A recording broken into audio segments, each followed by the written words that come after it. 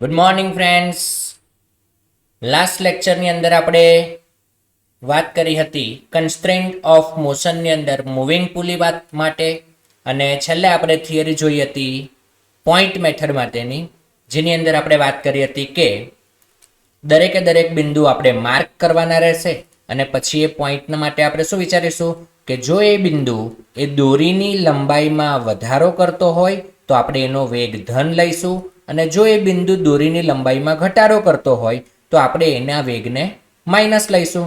તો આટલી ચર્ચા આપણે લાસ્ટ લેક્ચરમાં કરી હતી. હવે આપણે એના ઉપર આધારિત ક્વેશ્ચન સોલ્વ કરવાનો પ્રયત્ન કરીએ. તો ચાલો મિત્રો જોઈએ ક્વેશ્ચન કેવી રીતે આવશે આ પોઈન્ટ મેથડના કન્સેપ્ટ પર આધારિત. બરાબર છે, તો ચાલો મિત્રો શરૂ કરીએ. તો જોઈએ, ક્વેશ્ચન આપણી પાસે આવી ગયો છે. તમે જોઈ શકો છો આકૃતિ બહુ કોમ્પ્લિકેટેડ દેખાય છે, પણ ક્વેશ્ચન એકદમ ઇઝીલી સોલ્વ થઈ શકશે. 4 પુલી છે અને એમાંથી 2 મૂવેબલ છે, 2 ફિક્સ્ડ છે, 3 બ્લોક છે. એક બ્લોક એ જે 20 મીટર પ્રતિ સેકન્ડથી નીચે તરફ આવે છે, બીજો બ્લોક બી જે ઉપર તરફ જાય છે 2 મીટર પર સેકન્ડથી, અને સી બ્લોકનો વેગ આપણે શોધવાનો છે. તો આપણે સૌથી પહેલા શું કરીશું? બોલો, કાલે આપણે શું નક્કી કરેલું? તો કે સૌથી પહેલા આપણે પોઈન્ટ માર્ક કરી દઈશું. તો ચાલો પોઈન્ટ માર્ક કરીએ. બોલો, 1 2 3 4 5 6 7 8 9 અને 10. જો આ રીતે હંમેશા પોઈન્ટ માર્ક કરવાના. તમને યાદ છે ને, મેં લાસ્ટ લેક્ચરમાં કીધું હતું કે અત્યારે તો આપણી પાસે 4 જ પોઈન્ટ છે. પ્રોબ્લેમ તો ત્યારે આવશે જ્યારે આપણી પાસે કેટલા પોઈન્ટ હશે? વધારે. તો તમે જોઈ શકો છો કે અહીંયા આપણી પાસે 10 બિંદુઓ છે કે જે અલગ અલગ સપાટીઓ સાથે સંપર્કમાં હોય. તો તમે જોઈ શકો કે આ બ્લોક બી છે ને, આ પુલી સાથે જોડાયેલો છે. એવી જ રીતે આ બ્લોક સી છે, આ પુલી સાથે જોડાયેલો છે. તો 8 અને 9 બિંદુના જે વેગ છે એ બ્લોક સી ના વેગ જેટલા જ હશે. એવી જ રીતે 4 અને 5 નંબરના પોઈન્ટના જે વેગ છે એ બ્લોક બી જેટલા જ હશે. બરાબર છે. તો ચલો દાખલો સોલ્વ કરવાનો પ્રયત્ન કરીએ. એના પરથી, એની પહેલા આકૃતિ પરથી જોતા આપણે એવું જોઈ શકીએ છીએ કે પોઈન્ટ 2, 3, 6, 7, 10 જેટલા પણ નંબર મેં લખ્યા ને, દરેક નંબર તમે આકૃતિમાં જુઓ. 2 number, 3 number, 6 number, 7 number, 10 number. બોલો, આ બધા જ પોઈન્ટ નંબર 2, 3, 6, 7, 10 આ બધા જ પોઈન્ટ એ ફિક્સ્ડ પોઈન્ટ ઉપર જોડેલા છે. બરાબર ને? ફિક્સ પોઈન્ટ છે. આથી તેમના વેગ કેવા મળશે? 0. બરાબર છે. આથી એમના વેગ કેવા થઈ ગયા? 0 થઈ ગયા. હવે વાત કરીએ બાકીના પોઈન્ટની. તો આપણે 10 પોઈન્ટ લીધા હતા, એમાંથી 5 ના વેગ તો 0 થઈ ગયા છે. તો હવે આપણી પાસે કયા કયા વેગ બાકી રહે? v1. બોલો, v1 મારે લખવું હોય તો હું કેટલા લખી શકું? તો કે v1 એટલે કે બ્લોક એ જાય છે નીચે તરફ, જાય છે 20 મીટર પર સેકન્ડથી. બોલો, આ બ્લોક નીચે જાય તો આ દોરીની લંબાઈમાં શું થાય? વધારો થાય. બરાબર છે. વધારો થાય એટલે આપણે એને પ્લસ લઈશું. તો v1 બરાબર 20 મીટર પર સેકન્ડ. બોલો, દરેક વિદ્યાર્થી મિત્રોને સમજાય? હવે તો કે હવે મૂવેબલ પોઈન્ટ છે આપણી પાસે v4 બરાબર v5. v4 અને v5 ના વેગ સમાન જ હશે. બોલો, આ બ્લોક જે છે બી બ્લોક, એટલો જ વેગ આ પુલીનો હશે. જો આ બ્લોક ઉપર તરફ જતો હોય તો બ્લોકના ઉપર જવાથી 4 નંબરના પોઈન્ટ માટે આ દોરી અને 5 નંબરના પોઈન્ટ માટે આ દોરી. બરાબર. બંનેની લંબાઈમાં શું થશે? બોલો, બ્લોક બી ઉપર આવે તો પુલી ઉપર આવે, પુલી ઉપર આવે તો આ બંને દોરીની લંબાઈમાં શું થાય? ઘટાડો થાય. તો v4 અને v5 ની કિંમત આપણે મૂકીશું -2 મીટર પર સેકન્ડ. બોલો, દરેકને સમજાય? હવે એવી જ રીતે બ્લોક સી ની વાત કરીએ. તો કે મને ખબર નથી, તો આપણે vc બરાબર જ v8 = v9 લખી દઈએ. બરાબર છે. આટલે સુધી દરેકને સમજાઈ ગયું હશે. તમે જોઈ શકો છો કે બાકી રહેલા 5 પોઈન્ટના વેગ પણ આપણે લખી દીધા. તો હવે આ બધાનો સરવાળો બરાબર કેટલો થઈ જશે? 0 થઈ જશે. તો v1 plus v2 plus v3 આમ કરતા કરતા કરતા કુલ 10 પોઈન્ટ છે અને દરેકનો સરવાળો થઈ જશે કેટલો? 0. જો મિત્રો મેથડ એકદમ નાની છે, પણ તમારા માટે આ પહેલો ક્વેશ્ચન છે એટલે હું આ બધું લખું છું. બીજા ક્વેશ્ચનથી હું સીધું સોલ્યુશન શરૂ કરીશ. ત્યાં આપણને ખબર પડી જવી જોઈએ કે હવે આ બધા પોઈન્ટ જે ફિક્સ પોઈન્ટ છે એટલે એના વેગ સીધા 0 આવશે. બરાબર છે. નેક્સ્ટ ક્વેશ્ચન થી આ બધી વાત લખીશ નહીં. એટલે આ ક્વેશ્ચનને બરાબર સમજી લેજો. ખરેખર આટલી બધી વસ્તુ આપણે લખવાની જ નથી, કારણ તો કે આપણે કોમ્પિટિટિવની તૈયારી કરીએ છીએ અને કોમ્પિટિટિવની અંદર તો તમારે 4 ઓપ્શનમાંથી એક ઓપ્શન ટીક કરો. જો એ સાચો હોય તો 4 માર્ક્સ મળશે. તમે કેટલી મેથડ ગણો છો, એક પાનાની ગણો છો, 2 પાનાની ગણો છો કે એક જ લાઈનમાં ગણો છો, એનાથી કોઈ મતલબ નથી. તો આપણે શક્ય તેટલી નાની ગણતરી કરીને વધુમાં વધુ ઝડપથી આન્સર લાવવાનો પ્રયત્ન કરીશું. તો કિંમત અંદર મૂકી દઈએ તો તમે જોઈ શકો છો કે v1 ની કિંમત છે 20 પ્લસ 20, પછી v2 0 છે, v3 પણ 0 છે, v4 -2 છે, v5 પણ -2 છે, v6 0 છે, v7 પણ 0 છે, v8 એટલે vc છે, v9 પણ vc છે અને v10 0 છે અને આ બધાનો સરવાળો 0. હવે કોઈ કેમ કે સર આ 0 0 તમે લખ્યા એ તો બધા પ્લસમાં જ લખેલા છે, માઇનસ પણ તો લખી શકાય. હા તો લખી શકાય, લખો તમે માઇનસ, પણ વિચારો કે 0 ઉમેરો કે બાદ કરો, કઈ ફરક પડવાનો છે? નથી પડવાનો. તો પછી પ્લસ લખું કે માઇનસ લખું, શું ફરક પડે? સમજાય છે? અત્યારે પહેલો ક્વેશ્ચન છે એટલે મેં 0 લખેલા છે. નેક્સ્ટ ક્વેશ્ચન થી હું 0 પણ નહીં લખું. બરાબર. તો 20 -2 એટલે -4 પ્લસ 2 વખત vc બરાબર 0. બોલો દરેક વિદ્યાર્થી મિત્રો સરળતાથી સમજી શકે છે. 20 - 4 કરશો એટલે 16 પ્લસ 2vc બરાબર 0. તો vc બરાબર -16 ડિવાઈડ બાય 2 એટલે કે -8 મીટર પર સેકન્ડ. તો આ થઈ ગયો સી બ્લોકનો વેગ. બરાબર છે. માઇનસ નો અર્થ તો કે અહીંયા માઇનસ નો અર્થ એવો નથી લેવાનો કે નીચે તરફ. તમને યાદ હોય તો આની પહેલાની જે ક્વેશ્ચન પેટર્ન હતી આપણે જોઈ હતી, મૂવિંગ પુલી, ઉપર તરફનો વેગ ધન, નીચે તરફનો વેગ ઋણ. પણ અહીંયા આ કન્સેપ્ટ નથી. અહીંયાનો કન્સેપ્ટ શું છે? જો દોરીની લંબાઈમાં ઘટાડો થાય તો વેગ ઋણ અને દોરીની લંબાઈમાં વધારો થાય તો વેગ ધન. અહીંયા -8 આવે છે. આનો અર્થ એવો થાય કે C block 8 metre per second થી ગતિ કરતો હશે. એવી રીતે ગતિ કરતો હોય કે એની સાથે જોડાયેલી દોરીની લંબાઈમાં ઘટાડો થાય તો જ માઇનસ લખાય. આકૃતિ જોઈએ. આકૃતિ જોયા પછી જ આપણે નક્કી કરી શકીએ બ્લોક ઉપર જતો હશે કે નીચે. બરાબર છે ને? તો બોલો સી બ્લોકની વાત છે, દોરીની લંબાઈ ઘટાડવાની છે. 8 નંબર પણ લંબાઈ ઘટાડે અને 9 નંબર પણ લંબાઈ ઘટાડે, કારણ કે એ જ તો સી ના વેગ છે. આનો અર્થ એવો થઈ ગયો કે પુલી આખી ઉપર જશે. પુલી ઉપર જાય એટલે બ્લોક પણ ઉપર જાય. સમજાય છે? તો આ રીતે એમ કહી શકાય કે 8 મીટર પર સેકન્ડના વેગથી બ્લોક સી બ્લોક સી ઉપર ગતિ કરશે. ક્લિયર છે?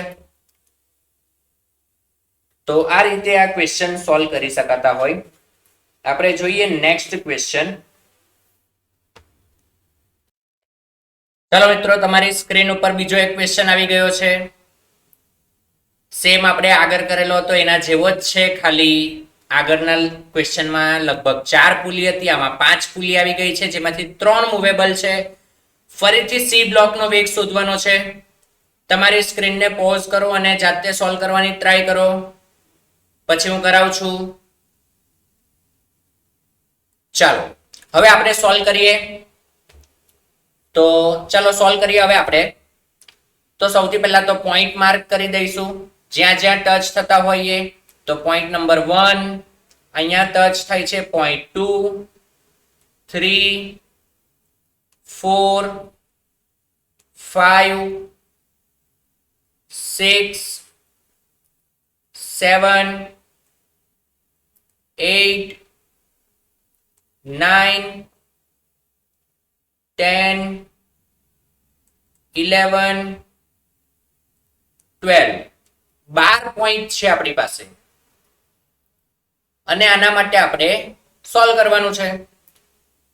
તો ચાલો, જો તમે એટલું તો જોઈ શકો કે એક નંબરનો પોઈન્ટ 1 4 5 8 9 અને 12 આ બધા તો ફિક્સ પોઈન્ટ થઈ ગયા, જો બધા જ જોડાયેલા છે એટલે આટલાના વેગ તો 0 જ આવશે. હવે આપણે વાત કરીએ નીચે, તો 2 અને 3 એ પુલી સાથે જોડાયેલા છે, જે a જેટલો વેગ ધરાવશે. 6 અને 7 છે b જેટલો વેગ ધરાવશે અને 10 અને 11 છે એ c જેટલો વેગ ધરાવશે. તો આપણું કામ થઈ ગયું, ઇક્વેશન એપ્લાય કરીએ અને આન્સર લાવી દઈએ. બરાબર છે? બોલો એકદમ ઈઝી છે કે નહીં? એકદમ સિમ્પલ છે. બોલો 2 નંબરનો પોઈન્ટ અને 3 નંબરનો પોઈન્ટ, બ્લોક એ નીચે જાય છે, નીચે જાય છે એટલે દોરી, આ દોરીની લંબાઈમાં વધારો થાય, વધારો થાય એટલે પ્લસ લખવાનું, પ્લસ લખવાનું છે 2 અને 3 માટે, તો +2 +2. 6 નંબર અને 7 નંબર, બોલો 8 થી જાય છે નીચે, નીચે જાય એટલે લંબાઈમાં વધારો કરે, તો +8 +8. હવે c ની વાત કરીએ, તો c એટલે 10 અને 11 નંબરનો પોઈન્ટ, બોલો આપણને ખબર નથી પણ આપણે તો પ્લસમાં જ લખી દેવાનું, તો +vc બરાબર 0. 6 પોઈન્ટ માટે લખાઈ ગયું. બોલો 2 ટાઈમ્સ vc + 20 બરાબર 0. હવે આને આપણે સાદુરૂપ આપીએ તો 2vc બરાબર થઈ જશે -20, એટલે કે vc બરાબર -10 મીટર પર સેકન્ડ. ફરીથી જવાબ માઇનસ આવે છે. માઇનસનો અર્થ શું લેવાનો છે? માઇનસનો અર્થ એવો લેવાનો થાય કે સી બ્લોક પણ દોરીની લંબાઈમાં ઘટાડો કરશે. દોરીની લંબાઈમાં ઘટાડો કરે, આનો અર્થ એવો થયો કે બ્લોક સી ઉપર તરફ ગતિ કરશે. બોલો તો જ આ દોરી અને આ દોરીની લંબાઈમાં ઘટાડો થાય. સમજાય છે? બોલો ક્લિયર છે દરેકને? ફક્ત 2 થી 3 લાઈનનું સોલ્યુશન. તો ખૂબ જ સરસ સવાલ આને પણ કહી શકાય. ચલો જોઈએ નેક્સ્ટ ક્વેશ્ચન. તો મિત્રો ફરીથી એક સરસ મજાનો સવાલ તમારી સ્ક્રીન ઉપર આવી ગયો છે. આકૃતિમાં તમે જોઈ શકો છો બ્લોક એ અને બ્લોક બી. ઘણી બધી પુલીઓ છે અને આપણને બ્લોક બી નો વેગ શોધવાનો કીધો છે, બ્લોક એ નો વેગ આપેલો છે. ફરીથી તમારી સ્ક્રીન પોઝ કરો અને જાતે સોલ્વ કરવાની ટ્રાય કરો. ચાલો હવે આપણે જોઈએ કેવી રીતે આ ક્વેશ્ચનને સોલ્વ કરી શકાય. સૌથી પહેલા શું કરીશું? નંબરિંગ. બરાબર ને? તો આ પોઈન્ટને નંબર આપી દઈએ 1, આને આપી દઈએ 2, આને આપી દઈએ 3, અહીંયા નંબર 4, અહીંયા નંબર 5, અહીંયા number 6, number 7, number 8, number 9, number 10, number 11, number 12, number 13 અને નંબર 14. બોલો 14 પોઈન્ટ થી કનેક્ટ થાય છે દોરી. હવે બધા માટે લખીએ તો તમે અહીંયાથી જોઈ શકો છો કે 1 number, 4 number, 5 number, 8 number, 9 number, 12 number, 13 number, આ બધા જ પોઈન્ટ ફિક્સ્ડ પુલી ઉપર અથવા તો ક્યાંક ને ક્યાંક ફિક્સ્ડ પોઈન્ટ ઉપર જોડાયેલા છે. જેમ કે 1 નંબર એ દિવાલ સાથે જોડાયેલો છે, જ્યારે 4 5 8 9 12 13 એ ફિક્સ્ડ પુલી ઉપર છે. એટલે આ બધા જ બિંદુના વેગ કેવા થઈ જાય? 0 થઈ જશે. બરાબર છે? તો આપણે લખવાનો છે 0.2 નો વેગ. બોલો 0.2 નો વેગ b જેટલો જ હશે, 0.3 નો પણ b જેટલો હશે, 6 7 10 11 બધા જ પોઈન્ટ b જેટલા જ વેગથી ગતિ કરશે. હવે એવું તો બને નહીં કે 2 3 સાથે જોડાયેલો b નો ભાગ એ નીચે જતો હોય તો 6 7 સાથેનો ભાગ ઉપર જાય. આવું ન બની શકે. ક્યાં તો આખો b બ્લોક ઉપર જશે, ક્યાં તો આખો b બ્લોક નીચે જશે. ક્યાં જશે આપણને ખબર નથી. જવાબ પરથી નક્કી કરી શકાય તો આપણે તો vb ને પ્લસ જ લઈશું. તો હું 2, 3, 6, 7, 10 અને 11 કુલ 6 બિંદુ માટે VB plus VB plus VB plus VB આ રીતે લખું તો હું લખી શકીશ 6 ટાઈમ્સ વીબી, 6 વખત વીબી. 12, 13 નથી ગણવાના. 14 નંબરનો પોઈન્ટ છે એ બ્લોકની સાથે જમણી તરફ 10 મીટર પર સેકન્ડ થી ગતિ કરશે. તો બોલો આ દોરીની લંબાઈ વધારે એટલે લખાય પ્લસ. પ્લસ કેટલા? 10 બરાબર 0. બરાબર છે. તો 6VB ઇઝ ઇક્વલ ટુ થઈ જશે -10 અને -10/6 કરશો તમે એટલે તમને VB ની કિંમત મળી જશે. તો આપણે લખીએ VB ઇઝ ઇક્વલ ટુ -10/6, 2 અને 2 કેન્સલ થાય તો -5/3 મીટર પ્રતિ સેકન્ડ. આ થઈ ગયો બી બ્લોકનો વેગ. બોલો એકદમ સિમ્પલ ક્વેશ્ચન છે કે નહીં? ક્લિયર છે? તો આ રીતે બીજા ક્વેશ્ચનો પણ સોલ્વ કરી શકાય. જોઈએ આપણે નેક્સ્ટ ક્વેશ્ચન. મિત્રો વધુ એક ક્વેશ્ચન તમારી સ્ક્રીન ઉપર તમે જોઈ શકો છો. આ ક્વેશ્ચન થોડો અલગ દેખાય છે પણ ગણવાનો સેમ પેટર્ન થી છે, પોઈન્ટ મેથડ થી. બે બ્લોક છે, એ બ્લોક અને બી બ્લોક. જો એ બ્લોક 5 થી ગતિ કરતો હોય તો બી બ્લોકના વેગ વિશે આપણે જણાવવાનું છે કે બી બ્લોકનો વેગ કેટલો હશે. નીચે જે તમને ફિક્સ કરેલો પોઈન્ટ દેખાય છે એ પોઈન્ટ ગતિ કરતો નથી, એ જડિત આધાર છે. તો આપણે પોઈન્ટ આપવાનું શરૂ કરીએ. તો આને કહી દઈએ પોઈન્ટ નંબર 1, આને કહી દઈએ પોઈન્ટ નંબર 2, આને કહીએ 3, 4, 5 અને 6. તો આ 6 પોઈન્ટ છે જેમાંથી એક નંબરનો વેગ 0 થશે, બાકીના કોઈ પણ પોઈન્ટનો વેગ 0 થશે નહીં. તમે જોઈ શકો છો કે આ પુલી જેના પર 2 અને 3 નંબરના પોઈન્ટ છે એ પુલી બી બ્લોક સાથે જોડાયેલી છે એટલે બી બ્લોકની સાથે ગતિ કરશે, સાથે 6 નંબરનો પોઈન્ટ પણ બી બ્લોક પર છે એટલે 2, 3 અને 6 એ બી ના વેગથી ગતિ કરશે, જ્યારે 4 અને 5 એ એના વેગથી ગતિ કરશે. તો આપણે લખીએ, આપણને કઈ ખબર નથી એટલે બી માટે તો આપણે વીબી જ લખીશું. તો VB plus VB plus VB 3 point છે બી જેટલા વેગથી, અને 4 અને 5 ની વાત કરીએ તો 5 મીટર પર સેકન્ડ થી જમણી તરફ જાય છે. જો એ બ્લોક જમણી તરફ ગતિ કરે તો દોરીની લંબાઈમાં શું થાય? ઘટાડો થાય. ઘટાડો થાય એટલે -5 -5 બરાબર કુલ 0. તો આના પરથી એમ લખી શકાય કે 3 ટાઈમ્સ વીબી -10 બરાબર 0 એટલે કે 3VB ઇઝ ઇક્વલ ટુ 10. તો VB ની કિંમત થઈ જશે 10/3 મીટર પર સેકન્ડ. તો બી બ્લોકનો વેગ 10 મીટર પર સેકન્ડ.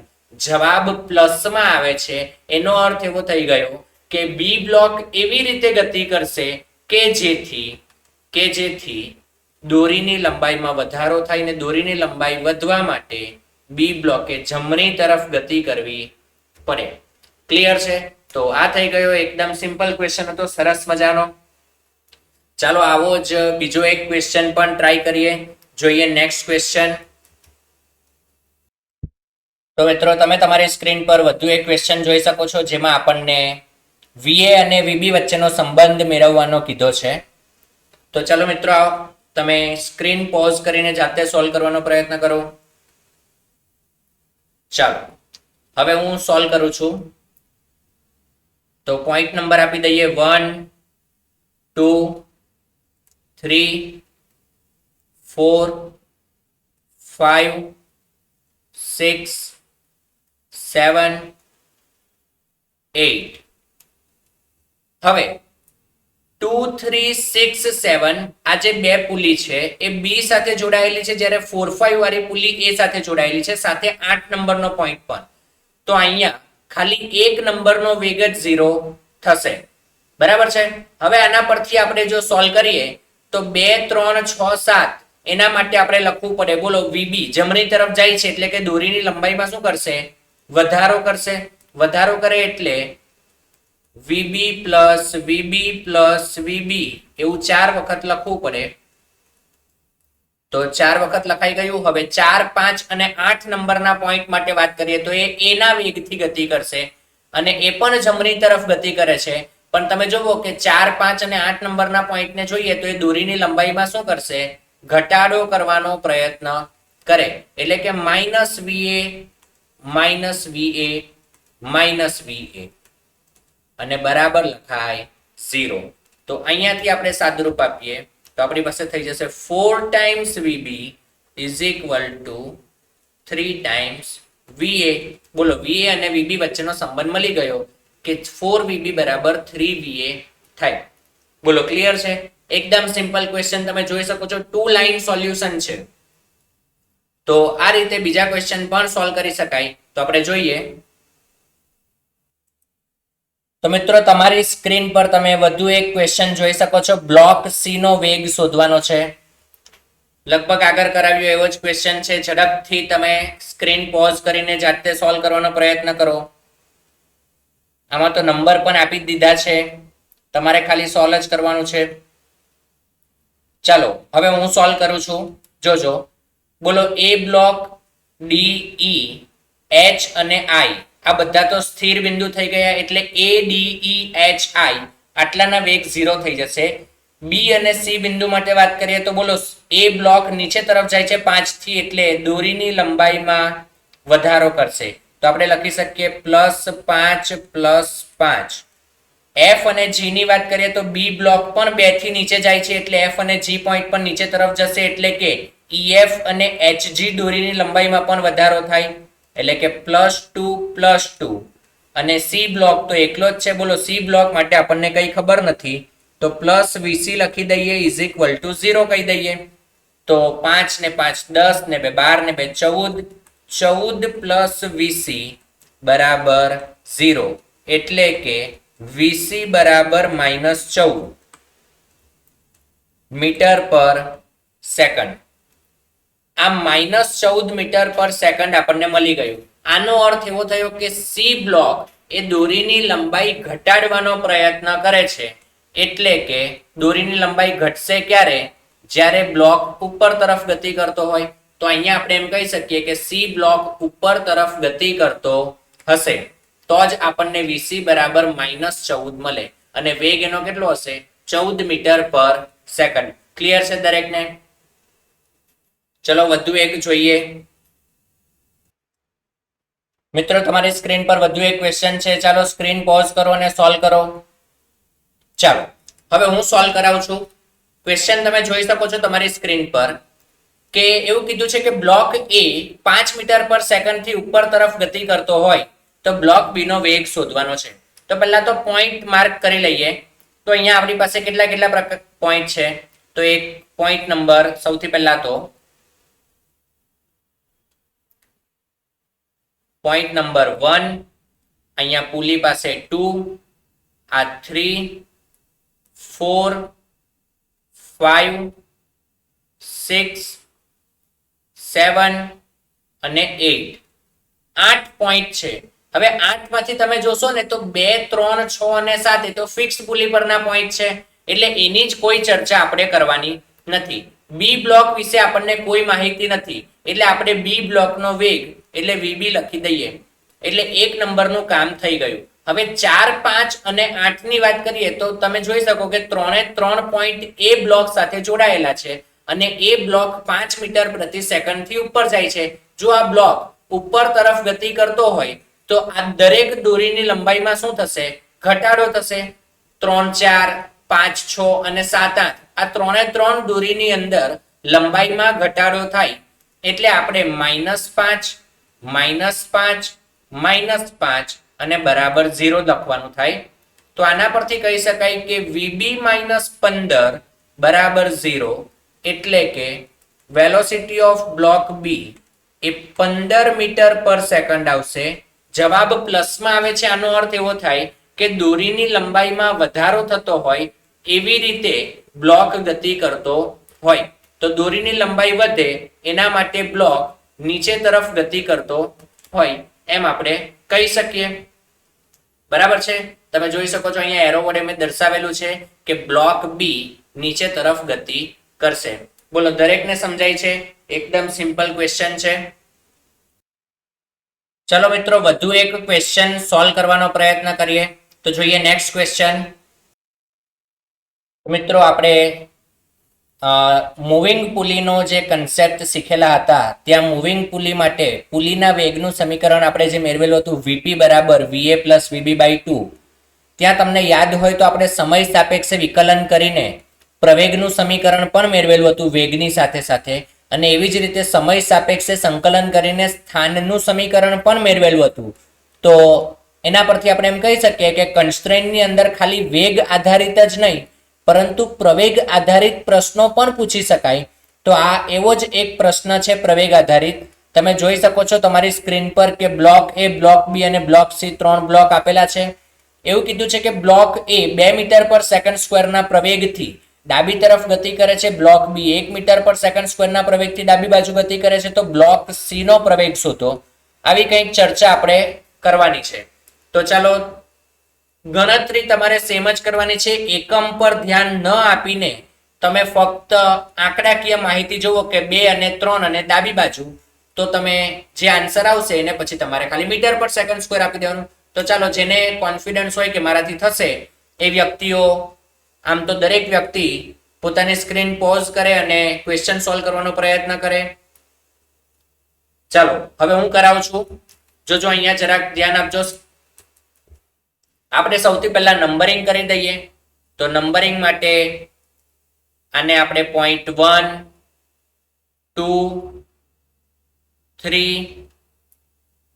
4 5 6 7 8 9 અને 10 10 પોઈન્ટ થઈ ગયા.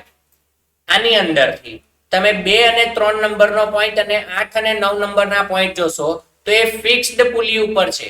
2 3 અને 8 9. એવી જ રીતે 4 અને 5 નંબરનો પોઈન્ટ બી બ્લોક પર છે. 6 અને 7 નંબરનો પોઈન્ટ એ બ્લોક પર છે. 1 અને 10 નંબરનો પોઈન્ટ સી બ્લોક પર છે. તો બધા જ માટે લખી દઈએ. તો શું લખી શકાય? બોલો સૌથી પહેલા છે ને હું 4 અને 5 નંબરના પોઈન્ટ માટે લખું એટલે કે બી બ્લોક માટે. તો બી બ્લોક 1 મીટર પર સેકન્ડના સ્ક્વેરના પ્રવેગથી ડાબી તરફ ગતિ કરે છે. બોલો ડાબી તરફ આ બી બ્લોકને ડાબી તરફ લઈ જાઓ તો બોલો દોરીની લંબાઈમાં શું થશે? ઘટાડો થશે. ઘટાડો થાય એટલે માઇનસ લખવાનું.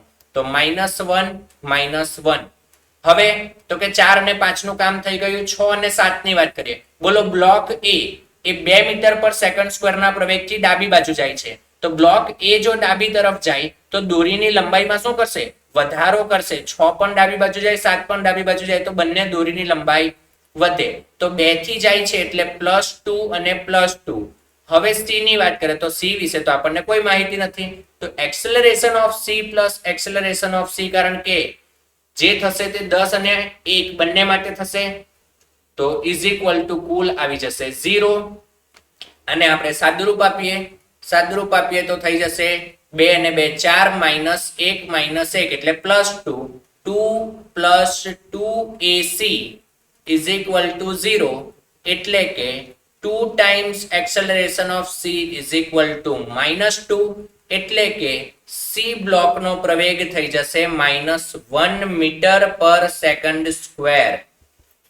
આનો અર્થ એવો થઈ ગયો. -1 નો મતલબ શું લખાય? પ્રતિ પ્રવેગ છે એમ નહીં. -1 નો અર્થ એવો છે કે પ્રવેગ એવી રીતે લાગે છે કે જેનાથી દોરીની લંબાઈમાં ઘટાડો થતો હોય. ઘટાડો થાય એનો અર્થ એવો થઈ ગયો. શું થશે એનો અર્થ? કે બ્લોક સી છે એ ઉપર તરફ પ્રવેગી ગતિ કરતો હશે. બ્લોક સી ઉપર તરફ પ્રવેગી ગતિ કરતો હશે તો એની દોરીની લંબાઈમાં ઘટાડો થતો હોય. બોલો દરેકને ક્લિયર છે? તો આ જ રીતે કંઈક સોલ્વ કરવાનું હોય. ઘણા બધા ક્વેશ્ચન આપણે જોયા. લગભગ દરેકને આ પોઈન્ટ મેથડની અંદર સમજાયું હશે. તો આ સાથે આપણે આજનો સેશન આપણો અહીંયા અટકાવીએ છીએ. મળીએ નેક્સ્ટ લેક્ચરની અંદર. તો ક્લિયર છે? ઓકે.